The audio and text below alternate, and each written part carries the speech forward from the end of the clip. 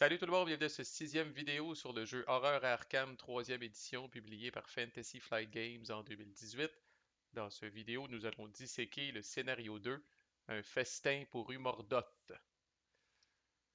Alors, là, on est ailleurs, et c'est ce que je trouve fascinant dans ce jeu-là, là, malgré que, évidemment, les mécaniques restent les mêmes d'un scénario à l'autre. Là, vous avez une game complètement différente, puis des stratégies complètement différentes, puis c'est très, en tout cas, très flavorful, tout ce qui se passe, puis bon. Alors, premièrement, je vous annonce que dans ce scénario-là, mon équipe, mon trio a été évidemment mes deux préférés. Je ne m'en sépare jamais. Calvin et Mary Lambeau.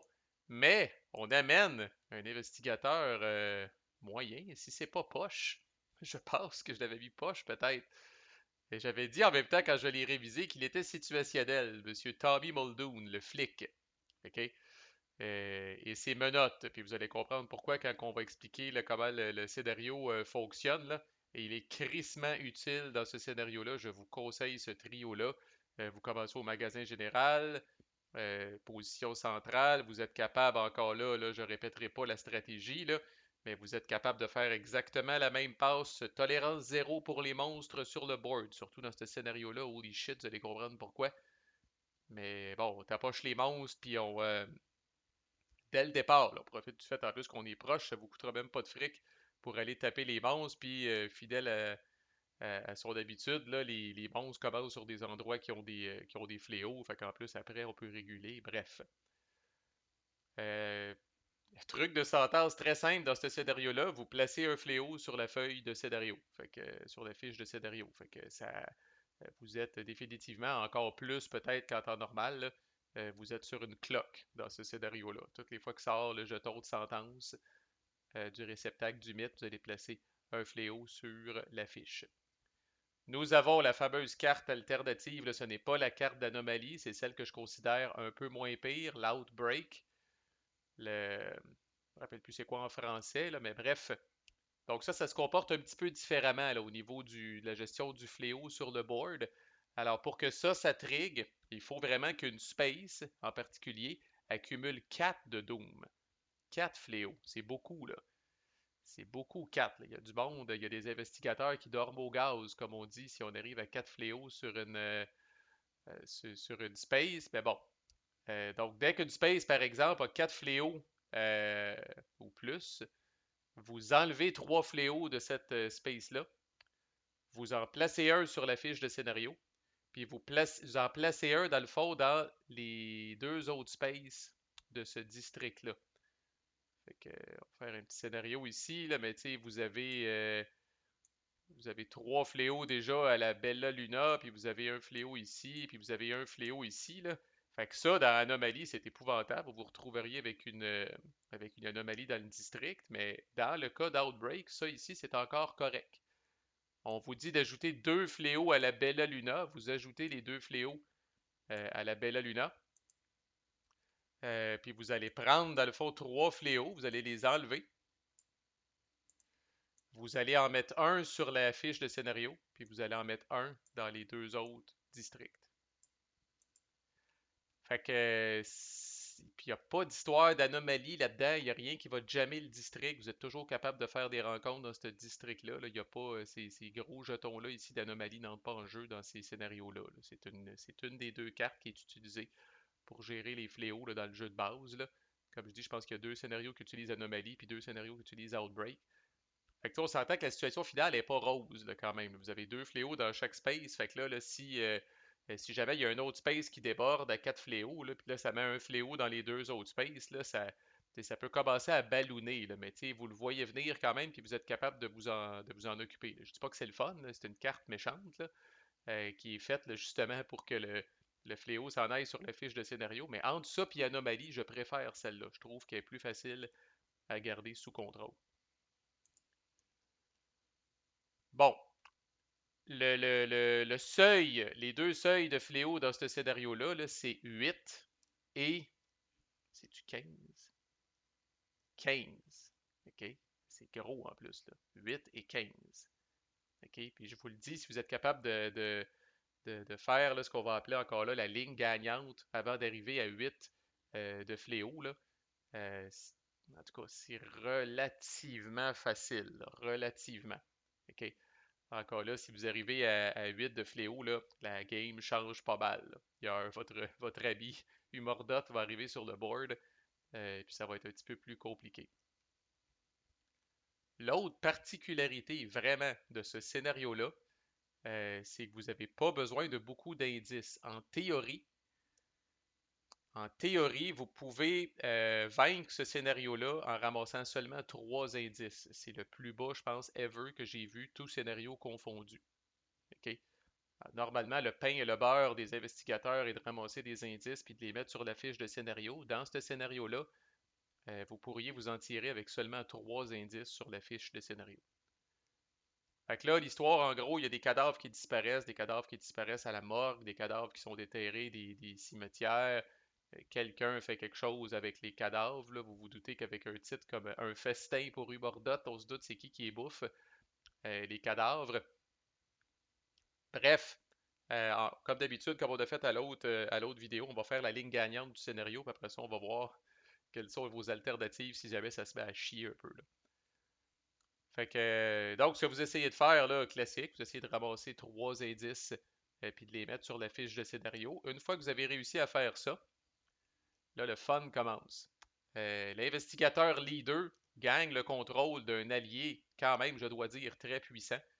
Lita Chandler, en gros, son mari, je pense, ça fait partie de ceux qui ont été assassinés, puis des cadavres qui ont été mutilés, fait qu'elle est en crise, puis elle se joint à vous, elle se joint au leader parmi les investigateurs.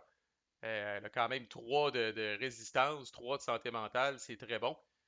Et elle a une habilité très utile et très intéressante là, quand vous-même qui la contrôlez ou un autre investigateur sur votre space fait du dommage à un monstre sur votre space.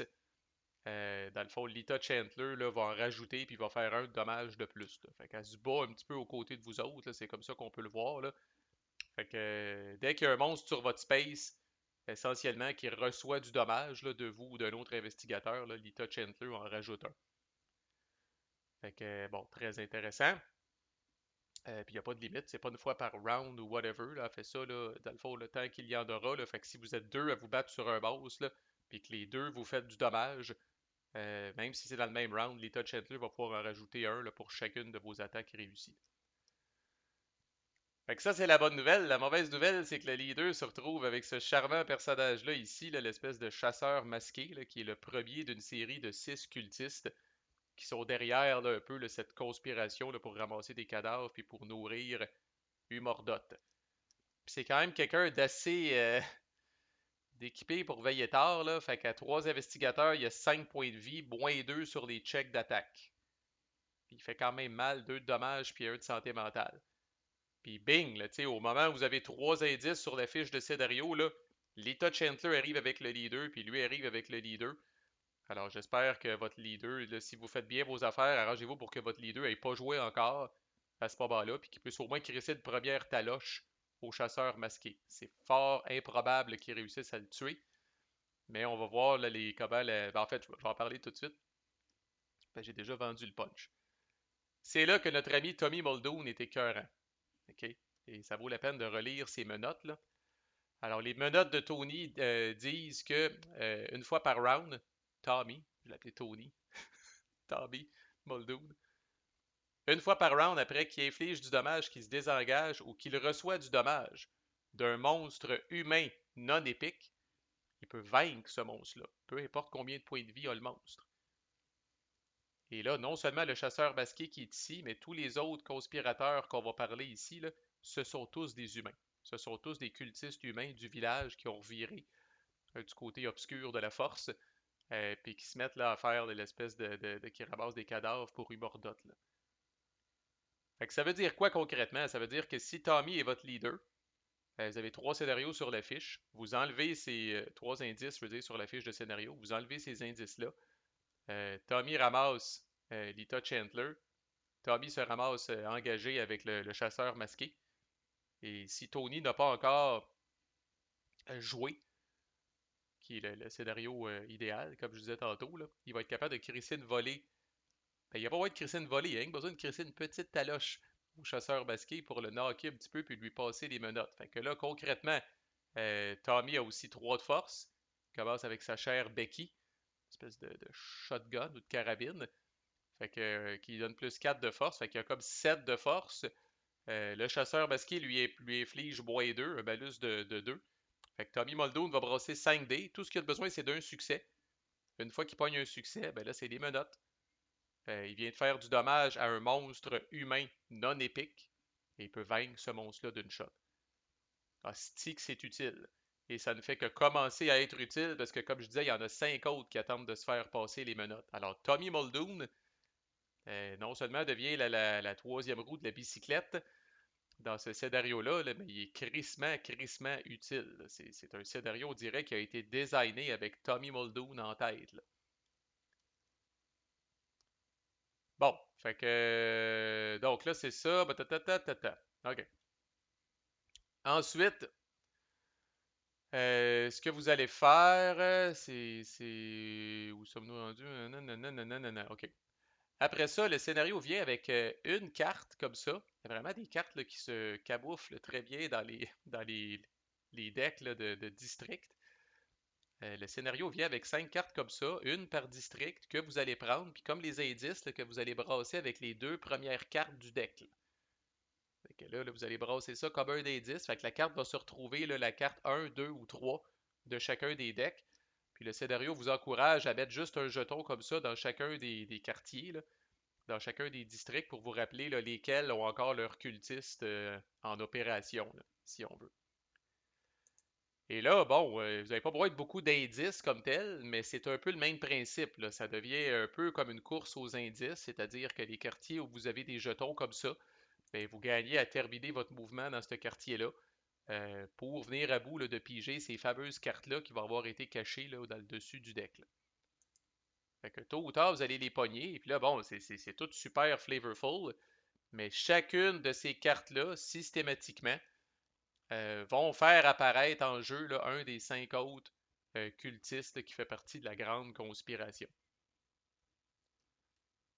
OK, fait que typiquement, il va tomber pas nécessairement avec vous autres. Là, vous pourriez être par exemple là, dans euh, au, euh, au restaurant de Velma, puis le bonhomme va apparaître à la station de police. Mais bref, il va apparaître quelque part. Là, ça, c'est comme un peu votre indice où vous découvrez l'identité secrète du cultiste, puis là, ben, vous savez où est-ce qu'il est, puis là, après ça, il vous reste rien qu'à aller le tapocher pour vous en débarrasser. Là.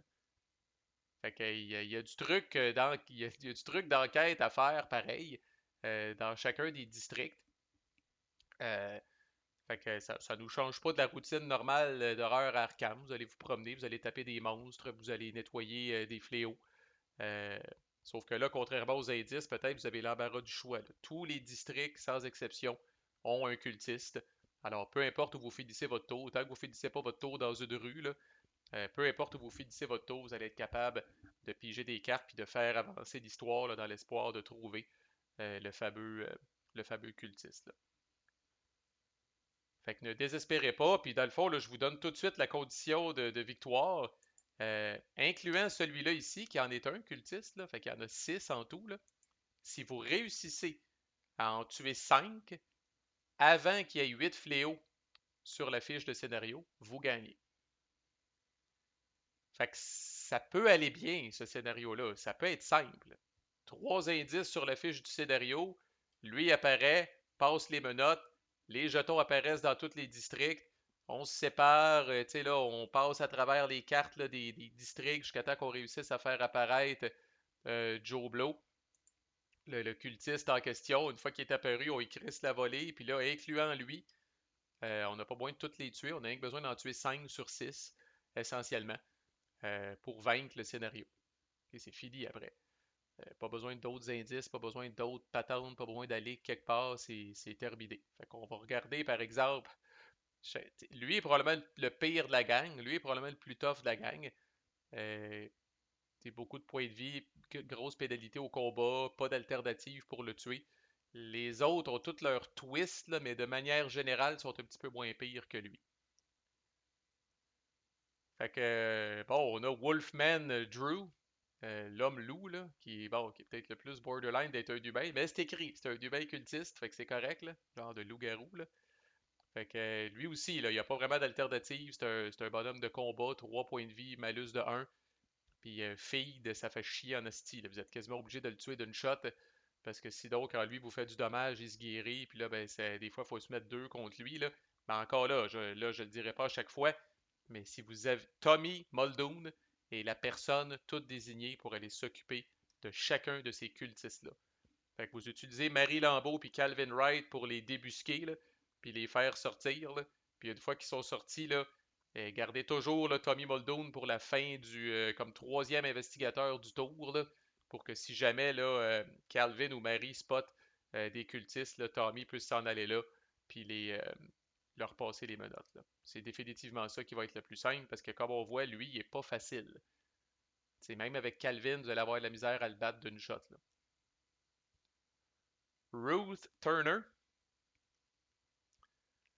Alors elle, bon, elle est élusive, je me rappelle pas c'est quoi en fuyante. Elle est fuyante en français, c'est-à-dire qu'elle n'engage pas les gens par défaut, là. Malgré tout, elle a quand même 3 points de vie. Mais bon, il y a une façon alternative de la vaincre si jamais vous vous désengagez. Fait que si jamais vous vous engagez avec puis vous la désengagez, elle est defeated. Elle est vaincue. Mais elle a quand même -2 sur ses checks d'observation pour la désengager. Fait que pour moi, il n'y a rien qui bat une bonne tapoche, là. 3 points de vie sans malus de combat, vous devriez être capable de la tuer, c'est tout ce qu'elle mérite. Herman Collins. Alors lui, dans le fond, là, quand vous êtes engagé avec lui puis que vous faites l'action de canalisation, vous pouvez, après avoir fait l'action de canalisation, dépenser 2 jetons de canalisation pour le tuer. Alors ça se fait. Si vous êtes mal pris, souvent à ce stade-ci de la game, là, Calvin puis Marie vont avoir 2 jetons de canalisation. Fait que, bon, si vous pourriez vous l'engager, puis là, ben, si vous trustez pas tellement vos chances de le vaincre, ben, vous pourriez là, faire son truc alternatif là, pour le battre. Billy Cooper, si vous battez un autre monstre pendant que vous êtes engagé avec Billy, donc essentiellement, ça veut dire que vous êtes engagé avec Billy et un autre monstre, puis vous tuez cet autre monstre-là, Billy est aussi vaincu. Et Alma, qui est fuyante elle aussi, elle n'a pas d'alternative. Après que vous la vainquez, vous testez votre connaissance et si vous échouez, vous pigez 2 jetons du réceptacle du mythe. Fait chier quand même un peu. Puis ils ont pas mal toutes aussi, là, on les a pas checkés, là. Mais bon, lui, il court après le monde, ça c'est plus un monstre classique. Elle va placer là, un de fléau à la colline du pendu, systématiquement, tant qu'elle reste en jeu. Lui, il fait perdre un jeton de canalisation à chaque investigateur à toutes les fois qu'arrive la phase des monstres.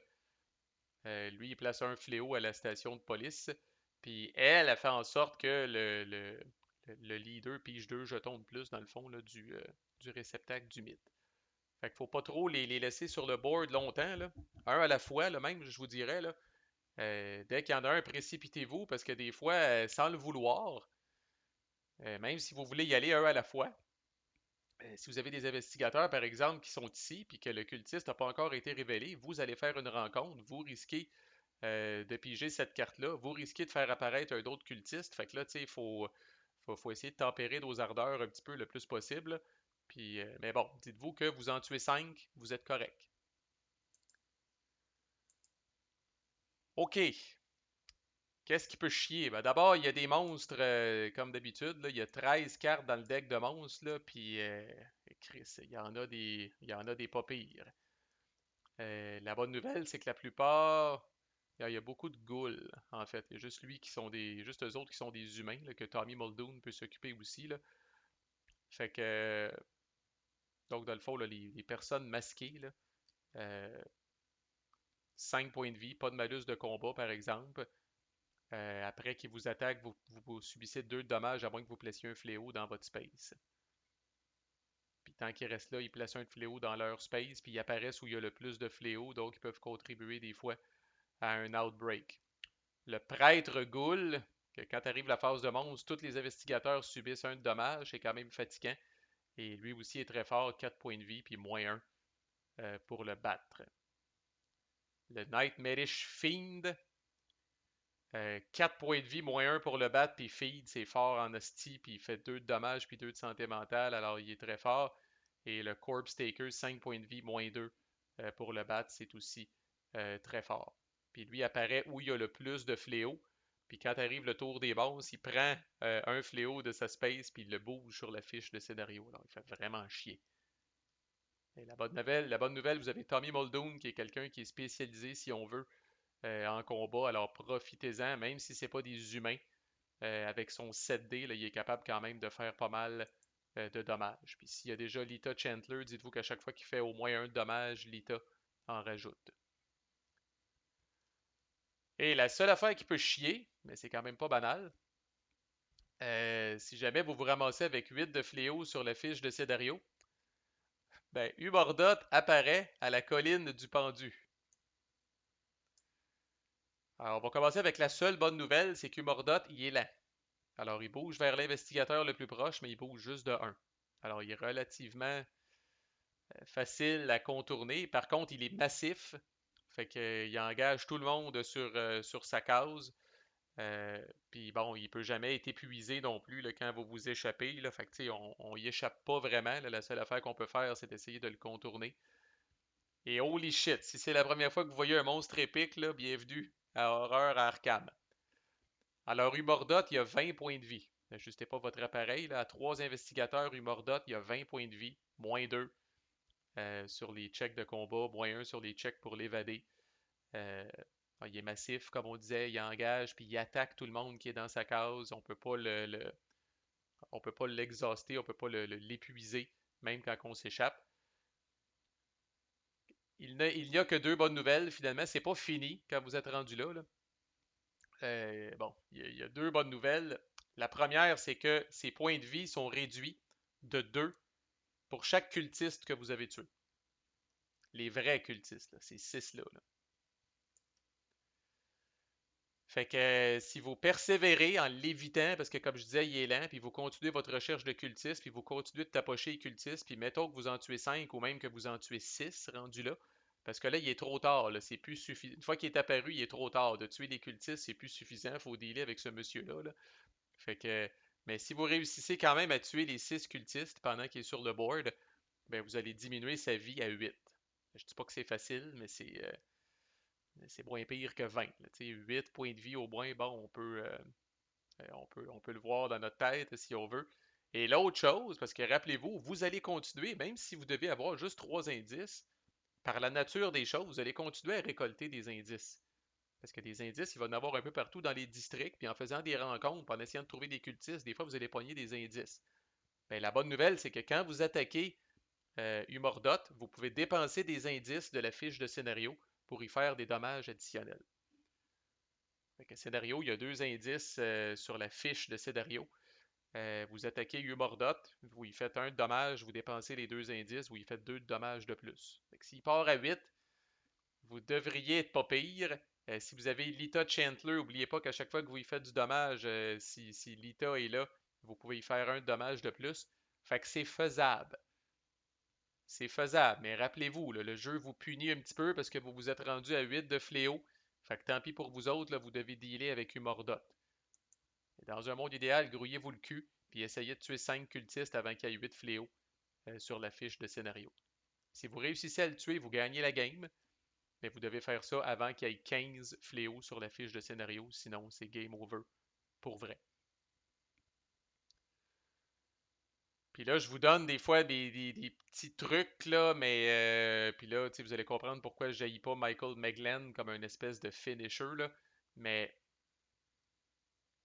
bon, admettons qu'il est ici, là, puis là, ça va pas bien, là, je sais pas, Tommy Muldoon est avec, là, puis là, Tommy Muldoon se fait crisser une volée, là, parce qu'après tout, il fait 3 de dommages puis 3 d'horreur quand il attaque, là. Tommy Muldoon crève, vous allez mettre un fléau sur la fiche de scénario, mais vous êtes pas mort encore. Puis là, le jeu vous dit trouvez un autre scénario. Prenez un autre investigateur, je veux dire. Prenez Michael McGlenn, le gangster. Prenez Michael McGlenn, notre ami le gangster. On va le prendre, là.